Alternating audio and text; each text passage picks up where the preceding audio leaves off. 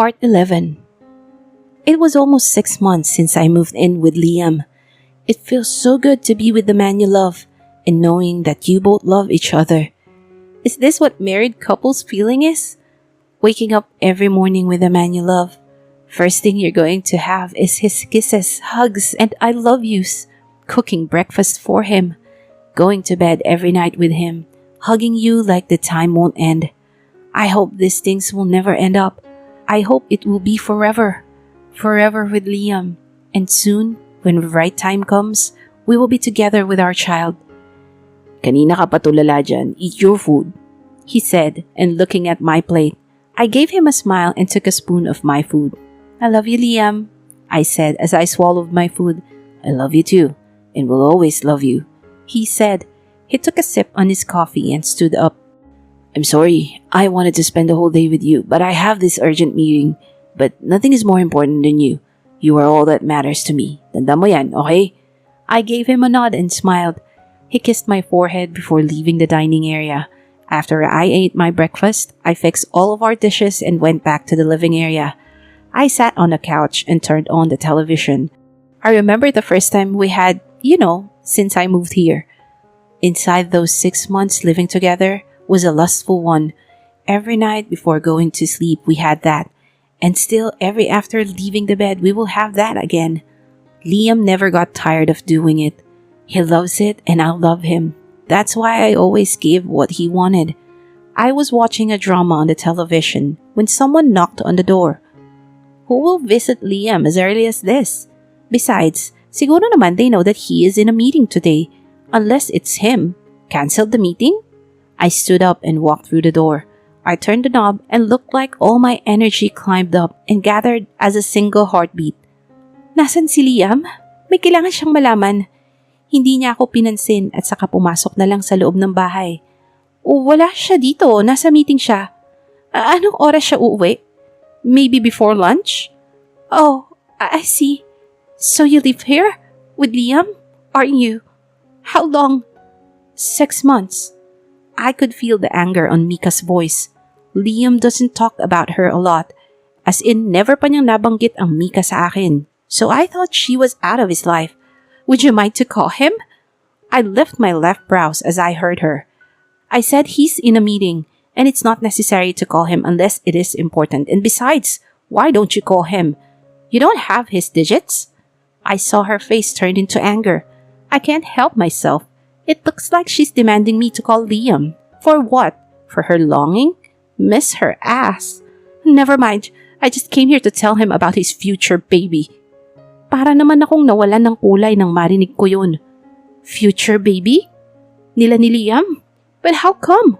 6 months na kami nagsasama ni Liam. We almost make something in bed as our hobby.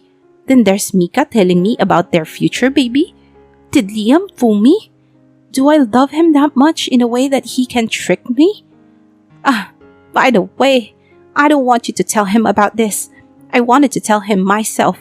Don't ever dare to enter, she said and leave. I took my deepest sigh and tears flowed into my eyes. Was I that damned?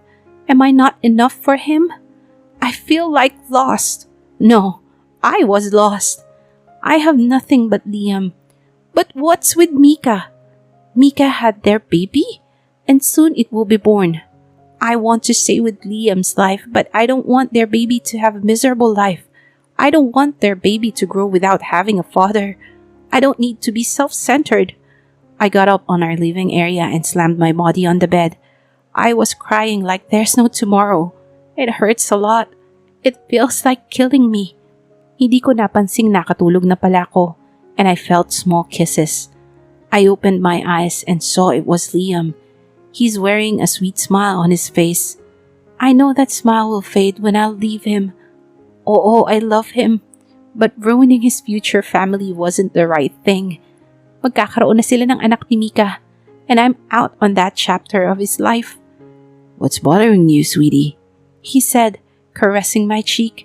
Ayokong pangunahan si Mika. I don't want to ruin their momentum. I shook my head as an answer. Liam cupped my face and kissed me passionately. I responded to his kisses, and swallowing every lump on my throat just to stop my tears from falling. I stared at his body. This was for last, and we made love. And when I was assured that he was sleeping, I let my tears race. I love him, but I have to leave him, not because of madness, but because this is the right thing to do. I gave him a kiss on his forehead and a long kiss on his lips before moving out to his room. I woke up finding Sophia's warm on my bed, but I don't feel any warm. I opened my eyes and saw nothing but an empty space. Lumabas ako ng kwarto. Nagbabaka sakaling nasa labas siya at nagluluto na. Pero wala pa rin. I don't want to think this thing, pero agad akong bumalik sa kwarto ko to check on her things. Pero para akong pinagsukloban ng langit at lupa nang makitang wala na ang mga gamit niya. I took my phone and dialed her number. Pero ring lang ito ng ring at walang sumasagot. I texted her where she is, pero wala akong natatanggap na reply. Where does she go? I contact everyone. I called Penelope, Ezra, Paulo, Ivan, but they have the same answer. Umupo ako sa couch na parang nawala ng pag-asa. Hindi ko alam kung saan siya nagpunta. I just can't wait for her. Baka hindi na siya bumalik. Ang hindi ko lang maintindihan, bakit niya ginawa yun? I can't think of a reason why she left. Kumuha ako ng beer sa refrigerator nang nakarinig ako ng katok. Nagmadali pa akong lumabas dahil akala ko si Sophia yon. Anong ginagawa mo dito? I asked her habang nakatalikod sa kanya at naglalakad papasok. Iniwan ko lang siya sa pintuan, pero pumasok din siya at sinundan ako. I just wanna be with you, Liam, she said while hugging me. I shrugged her arms and threw her to the couch. What do you want now, Mika? Di ba sinabi ko na sa'yo I don't have any feelings for you? Malinaw sa'yo mula umpisa pa lang na I will just use you to make Sophia jealous. Nothing more for that. But I love you, Liam. Hindi ko kayang wala ka. Sobra ka, Mika. Pwede ba? Tumigil ka na. Tumayo ako at tinuro ang pintuan. Please, leave my house now. Wala akong panahon para makipag-away sa'yo. I have more important things to do. Maybe the next thing I want to tell you is important. What is it? Spill. I don't want a long talk. I'm pregnant with your son. Para naman akong binuhusan ng malamig na tubig nang marinig ko yun. How come? I always use protection. I don't think that's my kid. Isa pa, it was long ago when we shared a bed. 1 taon na nga yata eh. Kaya paanong nangyari yun? Na-stuck yung ano ko sa 1 taon? Huwag mo akong niloloko, Mika. Wala akong oras para sa mga palabas mo. Umiiling na sabi ko at umupo sa couch. Sinapo ko ang mukha ko gamit ng 2 kong palad. I don't know what to do. Paano ako magkakaanak kay Mika? Lagi akong protected kapag may ginagawa kami. At 1 taon na ang nakalipas mula nang may nangyari sa amin. Only with Sophia I do unsafe because I want to feel her warmth. No, you can't do this, Liam. You're rejecting your own baby? I can't believe this, she said in a shaky voice. I looked at her and saw that she was about to cry. I let out a deep sigh and stood up. Okay, fine.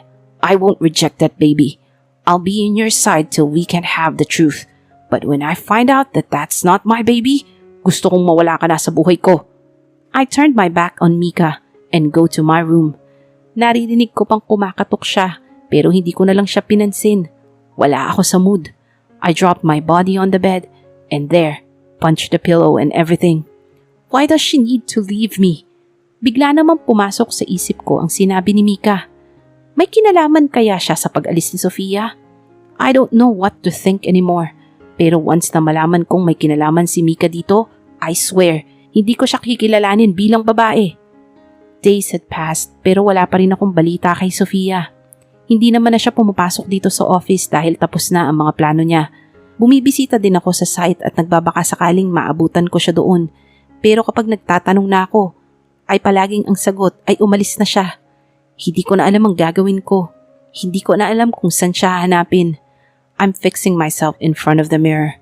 Ngayon kasi ang launching ng DALAGA Cafe business and I'm so sure na pupunta si Sophia doon dahil siya ang date ko for the night. Isa din siya sa parte ng DALAGA Cafe. Nang nakarating ako sa venue, agad hinanap ng mata ko si Sophia but I failed. Pero siguro, datating din siya mamaya. I know her. Maya-maya pa ay naisip ko sina Ezra and Penelope. A smile flashed on my face when I saw Sophia. She's wearing a backless gown with its arm-covered lace.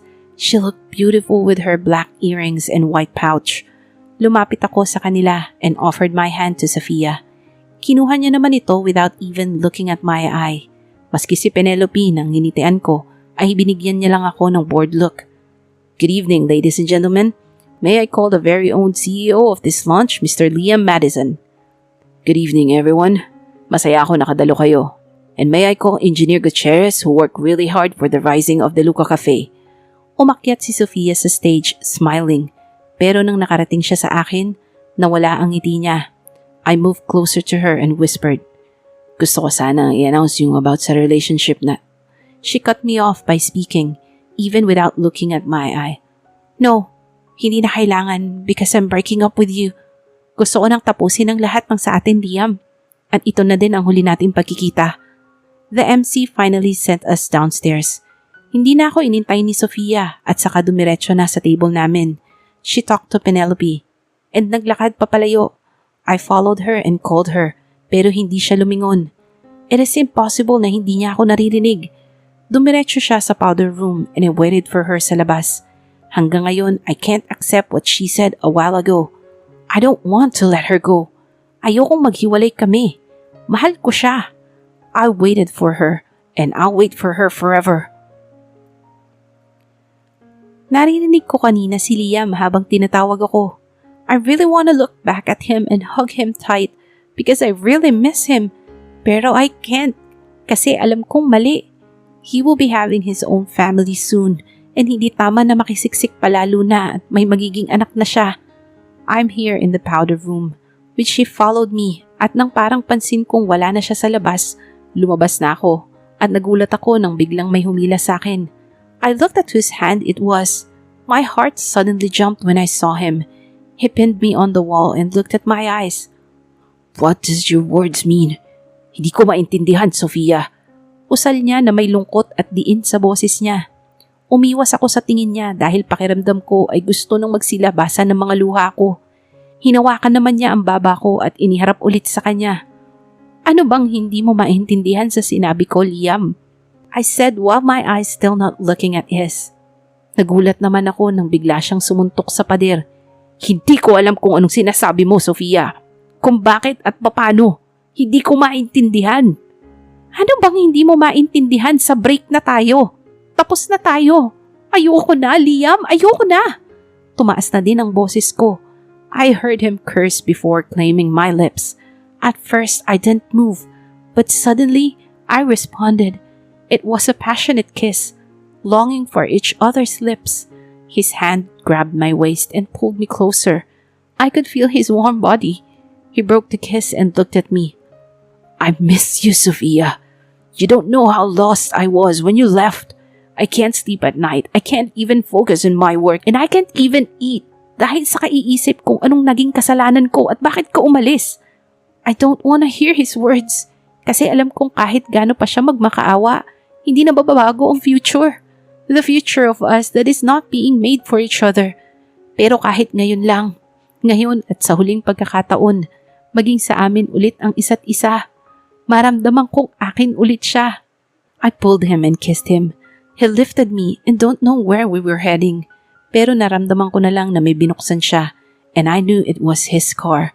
He crawled to the back seat and slowly laid me down without even breaking our kiss. He thrust slowly and looked me in the eyes and we made love again. Liam! Tell me who owns you, Sophia. Tell me. I cleared my dry throat before answering him. You, I said while still rocking my waist. To whom? I want to hear it again. Tell me. You, I said again. To whom, huh? Say my name. Say my name. You own this. Liam! Good, he finally said and smiled. Tell me, what do you want me to do, Sophia? Tell me. The thing that no one will have. Just him. I gave him everything and don't regret about it. After that, I felt a little dizzy. Maybe because it was too late or something. But I can't even imagine to stand, so he just drove his car while I'm lying at the back seat. I don't know how should I leave him again. Do I have to say goodbye to him? I don't know. Lalo na ngayon at nakita ko kung gaano siya nasaktan nang umalis ako. He was so devastated when I left him. Ayoko makita ulit siyang masaktan because of me. Pero ayoko din naman bumalik sa buhay niya, knowing the truth that I really can't go back to his life. It's just like that I need to accept that I'm just a past chapter of his life. I let out a deep sigh, forming a decision in me. Niam, pwede bang ibaba mo na lang muna ako kay Penelope? I weakly said. I saw his jaw clench, knowing that he doesn't like the idea on dropping me to Penelope's house. Ayoko. Matigas niyang sabi. I know that that's what he's exactly gonna say. I'm not asking you to. I'm telling you to drop me off there.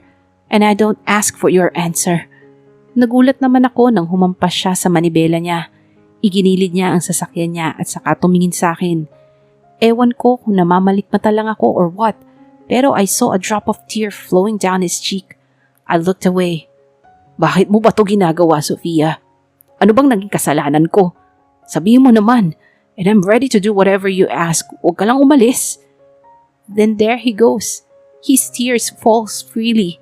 I wanted to hug him, kiss him, and tell him there's nothing left to do. But my body doesn't want to move. Para akong paralyzed na nakatingin lang sa kanya, habang yung mga luha niya ay nag-uunahang bumagsak. Masakit din naman sa part kong iwan siya. Lalo na at alam kong mahal namin ang isa't isa. Pero mali kasing magstay sa tabi niya. I need to let go of him para gawin ang tama. Ayokong maging selfish. Just drop me there.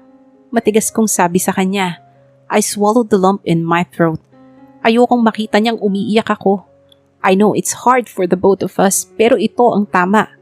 Sofia, please sabihin mo naman kung bakit to. I again swallowed. He brushed his fingers to his hair and palmed his face. Para akong dinudurog habang nakikita siyang umiiyak. Just drop me there. Matigas ko pa ring sabi. I heard his sobs stop. Para naman akong nanlamig nang makitang bigla niya akong tiningnan gamit ang blanko niyang titig. Okay, he said. Then he drove as fast as he could. Pakiramdam ko habang papalapit kami sa bahay ni Penelope, parang patapos na din kami. I know I asked for this, kaya dapat lang napanindigan ko to. I already hurt him at hindi ko na yun mababawi. I just closed my eyes and draw myself to sleep. Ayoko makitang umalis siya dahil sinabi ko. Ayoko makita yung mga mata niya parang nagmamakaawang bumalik ako. Nagising na lang ako sa pakiramdam na parang kulang ako. Parang wala akong buhay. I feel weak, incomplete, lifeless and nothing. I took a deep breath at lumabas ng kwarto ko. Good morning! Penelope greeted me, na halata sa boses na pinipilit niya lang na maging masaya. Morning, I lazily said and saw her face slowly disappearing the smile she had a while ago. Cheer up, Sophia. Marami kang ikukwento sa akin, she said habang papalapit sa akin. She gave me a hug and I did all my best not to cry kasi ayoko na munang umiyak. Pagod na ako sa pag-iyak sa desisyong ginawa ko naman. So hindi ka na papasok sa company niya?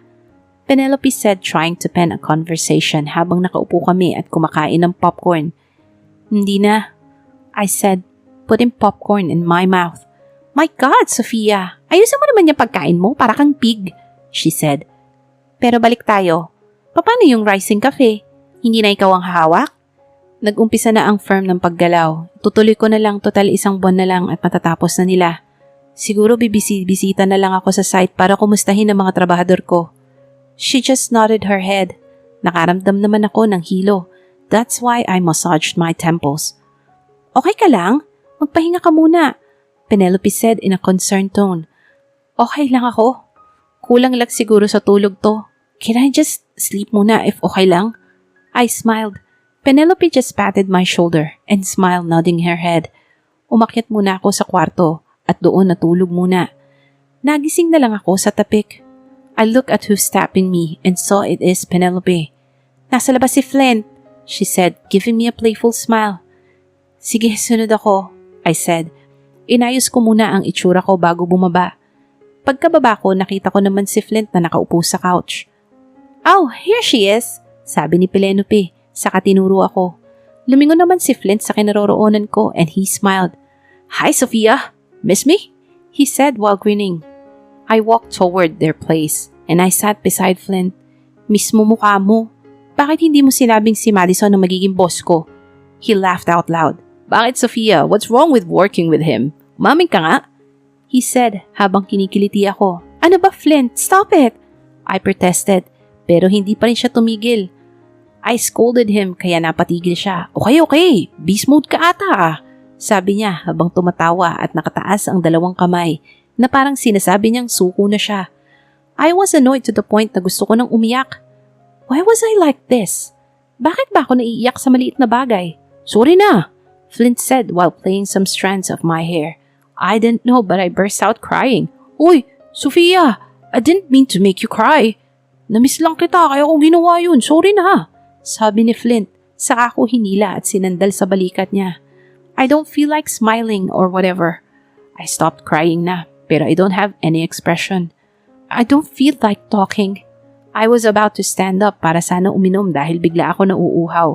But my vision went blurry and slowly turned to black. Oh my God! What's happening to her? Penelope's voice was the one I lastly heard, and black occupied my vision. I opened my eyes and saw a white ceiling. Nilibot ko ang paningin ko and saw Flint resting on my bed, habang si Penelope at Ezra naman ay nasa couch. I touched Flint's hair and played with it, pero bigla itong naalimpungatan. "How are you?" he said. "Okay lang ako. What happened?" I asked him while still playing with his hair. "Umaming ka nga, Sophia. Anong relasyon niyo ni Liam?" Seryoso niyang tanong pero nakangiti pa rin siya. Natigil naman ang mga daliri ko sa paglalaro sa buhok niya. "O, wala.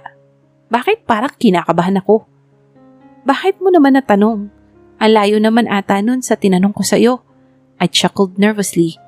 Napalunok na lang ako nang bigla niyang hinawakan ang kamay ko at alisin sa ulo niya. "Because it has something to do with your condition." Matigas niyang sabi. "What do you mean?" I asked him, pulling my hand from him, but he just gave me a grip na parang sinasabi niyang tell him what happened. "May relasyon ba kayo ni Liam Madison?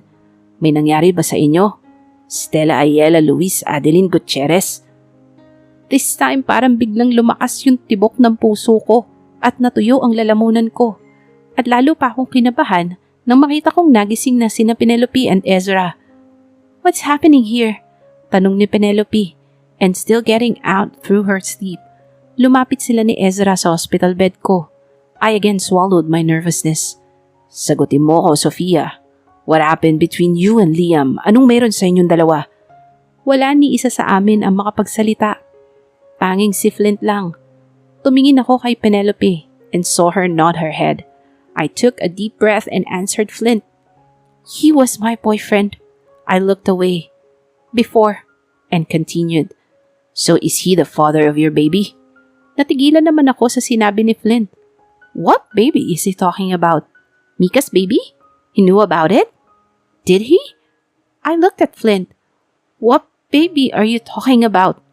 Katahimikan ang bumalot sa amin at ang tanging naririnig ko lang ay ang tibok ng puso ko. I could feel the tension inside this room. You're pregnant, Sophia. Para namang nanghina ang buong katawan ko nang marinig ko ang sinabi ni Penelope. I'm pregnant? With Liam's child? I know si Liam ang may anak nito and I'm sure about it. No, this can't be, I said, shaking my head and tears started to flow. Paano to? May anak sila ni Mika and we will soon be having ours. Itinaboy ko na siya and for sure magkasama na sila ni Mika ngayon. Penelope? I hold out Penelope's hand. Penelope, paano na ngayon to? I looked at her, begging her to tell me what to do. Anong paano? E di sabihin mo kay Liam na No! Napasigaw ako. Ayokong gawin ang bagay na yan. Hindi sa ma-pride ako, pero pinagtulakan ko na siya. Tinanggalan ko na siya ng karapatan sa buhay ko. Why don't you? May karapatan siyang malaman ang tungkol sa magiging anak niya, sabi ni Ezra. No! Hindi niya naiintindihan ang sitwasyon namin ngayon. I said, still holding Penelope's hand. Anong hindi maintindihan? What do you mean? Si Penelope. I looked at the ceiling and exhaled. Mika is pregnant too. With Liam. That... Oof! Si Flint na napatayo pa sa inuupuan niya. Loko yung kapatid mo. He's sleeping with another girl and made Sophia pregnant. Malibog talaga yung kapatid mo. Dinuro-duro ni Flint si Ezra. I grabbed Flint's hand to calm him. Effective naman dahil umupo siya ulit. Walang kasalanan si Ezra at Liam dito, Flint. Gusto ko to. No one should be blamed. He looked at me in disbelief. Narinig ko na naman siyang ulit bumuntong hininga. Paano na ngayon yan? He said, controlling his temper. Ewan ko. Pero ngayon ang alam ko lang ay hindi dapat malaman ni Liam to. Sino tatayong ama ng magiging anak mo? Penelope said. I don't know yet. Saka ko na lang siguro iisipin yan kapag nagsimula na siyang magtanong. Basta ngayon, ako na lang muna ang bahala sa anak ko. Hours lang ang tinagal ko sa ospital at ginischarge na rin ako kaagad. I found out na 1 month na pala akong buntis. Bigla ko naman naisip si Liam. Ano kaya magiging reaksyon niya kung nalaman niyang magkakaroon na kami ng anak? Napangiti na lang naman ako ng pagak. What do you want to eat? Handing me a bag of... What was that smell? Came from Flint.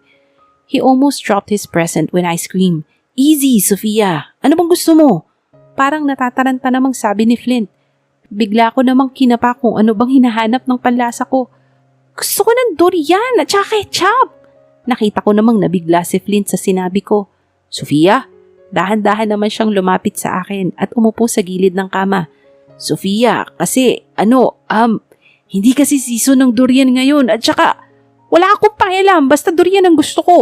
Nagtatanong ka tapos yung sinabi ko naman kung anong gusto ko sasabihin mo namang wala. Wag na, ayokong kumain kung hindi durian. Oo, saglit, Sophia. Lalabas na muna ako maghanap ng durian, okay? Hinagod niya naman yung likod ko dahil sa umiiyak na ako. Hindi ko maintindihan kung bakit ako ganito. Pero parang naaawa ako kay Flint kasi nasigawan ko siya. Pero I can't help myself. Humiga lang ako at tumingala. Humawak ako sa bandang tiyan ko. I can't feel anything pero balang araw lalaki na ang tiyan ko. And I will be able to feel my baby's little actions. I took a deep breath at tumayo. I wanna watch some movies. Pero nang bubuksan ko na sana yung pinto, bigla kong nakita si Penelope handling a tray of food. Sophia, time for your dinner! Masiglang sabi ni Penelope. Napatingin naman ako sa tray na hawak niya. It was my favorite viand, kare-kare. Pero nang naamoy ko ito ay parang tataob yung sikmura ko. Kaya tumakbo ako agad sa CR at lumuhod sa harap ng bowl. Narinig ko naman si Penelope na agad lumapit sa akin at hinagod ang likod ko. Okay ka lang? Tanong niya sa akin habang ako naman ay nagsusuka pa rin. Wait, I'll call Flint, she said and dialed. Hello, Flint? Si Sophia nagsusuka. I don't know what to do. Saglit naman siyang napatigil. Ako naman nag-aabang ng susunod niyang sasabihin. Pero biglang, wrong number. Sorry for the inconvenience. Sabi niya sabay baba agad ng phone niya. Magtatanong sana ako kung bakit pero bigla na lang naman ako naduwal. Hanggang dito na lamang po ang 11 kabanata ng ating kwento. Sana ay muli ninyong subaybayan ang susunod na yugto ng My Boss is My Ex-Boyfriend. Maraming salamat!